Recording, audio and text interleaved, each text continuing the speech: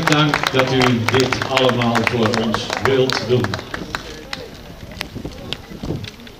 Dames en heren, ik zou zeggen, het woord is aan de heer De Graaf. Heel kort even, ik wil namens de trui voedselbanken dikke dankzeggen voor deze actie.